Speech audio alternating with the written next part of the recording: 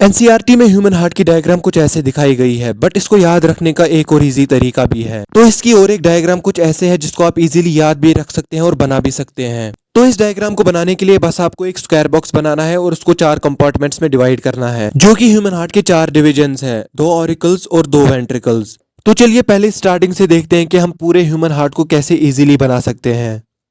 तो सबसे पहले आपको एक स्क्वायर बॉक्स बनाना है और उस स्क्वायर बॉक्स के अंदर फिर आपको 4 कंपार्टमेंट्स बनाने हैं, एक वर्टिकल लाइन डालकर और एक हॉरिजॉन्टल लाइन डालकर। उसके बाद आप दोनों कंपार्टमेंट्स में थोड़ी छोटी छोटी गैप्स बनाइए और ऐसे स्ट्रक्चर बनाइए। उसके बाद राइट वाले कंपार्टमेंट में आप 3 फ्लैप्स बनाइए जो ट्राइकास्पिड वॉल को शो करती है, एंड लेफ्ट वाले में 2 फ्लैप्स जो बाइकास्पिड वॉल को शो करती हैं। फिर राइट आर्टरी में 2 डॉट्स बनाइए जिसमें से एक साइनोआर्ट्रियल नोड को शो करता है और दूसरा आर्ट्रियोवेंट्रिकुलर नोड को। उसके बाद आप यहाँ पर ये 2 ऐसे स्ट्रक्चर्स बनाइए, एंड उसके बाद यहाँ पर ये ऑर्टा और जहाँ से ऑर्टा से आर्टरीज एंड कैपिलरीज निकलती हैं। फिर आप यहाँ पर ऐसे पल्मोनरी आर्टरी को बनाइए जो कि राइट वेंट्रिकल से लंग्स की तरफ ब्लड लेती है। फिर आप यहाँ पर पल्मोनरी वेन को बनाइए जो लंग्स से ऑक्सीजनेटेड ब्लड लेफ्ट ऑरिकल में लाती है। एंड फिर आप यहाँ पर लंग्स भी बना सकते हैं ये शो करने के लिए कि पल्मोनरी आर्टरी कहाँ से आती है और पल्मोनरी वेन किधर की तरफ जाती है।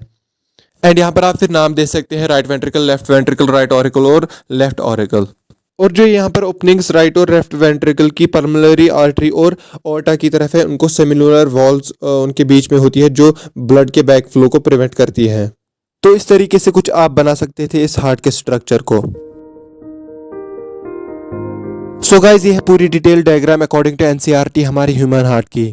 तो यहाँ पर आप सबसे पहले देखिए जो राइट वाला साइड होता है हमारे हार्ट का, उसमें हमेशा डीऑक्सीजनेटेड ब्लड रहता है और लेफ्ट वाले साइड में हमेशा ऑक्सीजनेटेड ब्लड।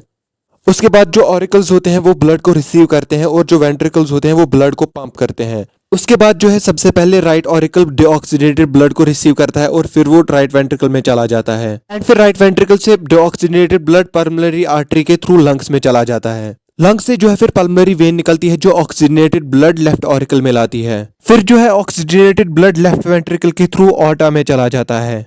ऑर्टा से जो है फिर आर्टरीज एंड कैपिलरीज निकलती है जो ऑक्सीजनेटेड ब्लड को पूरी बॉडी में सप्लाई करती हैं।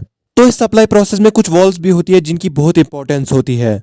सबसे पहले जो है राइट ऑरिकल और राइट वेंट्रिकल के बीच में ट्राइकास्पिड वॉल्व होती है जो आप देख सकते हैं इधर पे, और फिर लेफ्ट ऑरिकल और लेफ्ट वेंट्रिकल के बीच में बाइकास्पिड वॉल्व होती है। फिर उसके बाद राइट वेंट्रिकल और पल्मोनरी आर्टरी के ओपनिंग के बीच में सेमिलुनर वॉल्व होती है।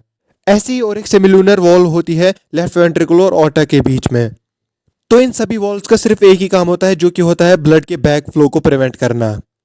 तो बस गाइस, यही था हार्ट का स्ट्रक्चर जो कि आप इजीली इस डायग्राम से याद रख सकते हैं। और एनसीईआरटी की डायग्राम आपने देखी है वो थोड़ी कॉम्प्लेक्स लगती है, बट इस डायग्राम को देखकर आपको इजीली आइडिया रहता है कि कौन सा पार्ट किधर है हार्ट में और कौन सी वॉल्व किधर पे है। तो इस डायग्राम को अगर आप 2-3 बार देखेंगे तो आपको पूरे हार्ट का स्ट्रक्चर अच्छे से याद हो सकता है, एंड फिर आप इसको खुद भी कभी भी बना सकते हैं।